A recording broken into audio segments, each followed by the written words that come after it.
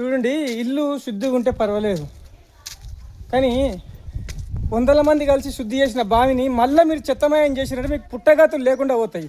మీరు మీ వంశస్థులు మొత్తం ఇది వేసింది పక్కా హిందువులే.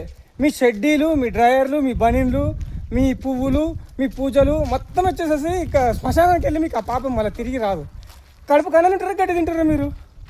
అందరూ బాగుండాలి, అందులో నేనుండాలని కోరుకున్న దాంట్లో ముందుండే వ్యక్తిని నేను.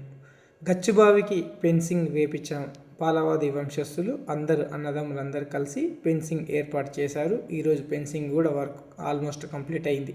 తర్వాత దానికి తాళం ఏర్పాటు చేసి తగిన సెక్యూరిటీ కూడా ఏర్పాటు చేస్తాం. దీనికి సహకరించిన పాలవాది వంశస్థులకు ధన్యవాదాలు.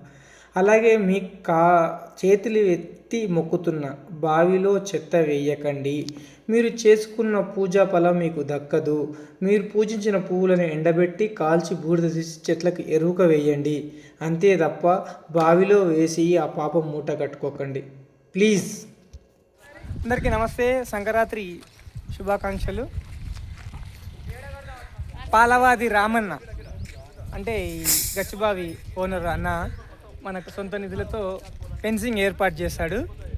ఇప్పుడు అంటే రాను దీని షెడ్యూల్ ఎలా ఉంటుందో తెలియదు. ప్రస్తుతానికైతే సేఫ్టీ, చిన్నపిల్లలు ఎవరు మధ్యాహ్నం పూట వచ్చి కింద పడకుండా ఉండడం కోసము, లేదంటే ఏదైనా జరగకుండా ఉండడం కోసము ఆల్రెడీ ప్లానింగ్లో ఫస్ట్ నుంచి ఉండే. కానీ ఆర్థిక రామన్న అంటే ఎవరో కాదు, ఒరిజినల్ రామన్న ఇతనే. గచ్చిబావికి సొంత నిధులతో మస్తు సహకరిస్తున్న అన్న ఇతనే. పాలవాది రామన్న అంటారు. పూర్తి పేరు ఏంటన్నా? పాలవాది రామ్మోహన్ ఫ్యామిలీ. పాలవాది రామ్మోహన్ అన్న ఫ్యామిలీ. అన్న సహకారం అయితే 100కు 1000% ఉంది, ఏ విషయంలో అయినా సరే. ఓకే, ఇది ఫస్ట్ లేయరు. తర్వాత మధ్యలో ఇంకో లేయర్ కూడా తర్వాత నిధులు వచ్చిన తర్వాత చేయిస్తాం ఫ్రెండ్. అయితే ఈ గచ్చును దీన్ని అంతా పునర్నిర్మించడానికి మనకు నిధులు కావాలి. ఒక కమిటీ వేసుకున్న తర్వాత దీన్ని ఏం చేద్దామని చూద్దాం. ఇప్పటివరకు అయితే మా వంతుగా మేము చేసేది చేస్తూ ఉన్నాం. ఇప్పుడు గచ్చు చుట్టూ అయితే మనకి ఇక్కడ ఫెన్సింగ్ ఏర్పాటు చేయడం జరిగింది. విశేషం ఏంటంటే 2 రోజుల కింద మళ్ళీ చెత్త వేసి పెట్టారు. మీకు కాల్మొక్కి దండం పెడితే అడుక్కుంటున్నా, చెత్త వేయకండి ప్లీజ్. మేము ఎంత అవస్థ పడుతున్నాము, కాపాడడానికి ప్రయత్నం చేస్తే మీరు మళ్ళీ చెత్త వేస్తే మిమ్మల్ని ఏమనాలి చెప్పండి? అక్కమలారా, అక్కలారా, అన్నలారా, వదినలారా, చెల్లెళ్ళారా, తమ్ముళ్ళారా, బావలారా, బామర్దులారా, మీ అందరికీ మనస్ఫూర్తిగా విజ్ఞప్తి చేస్తున్నాను.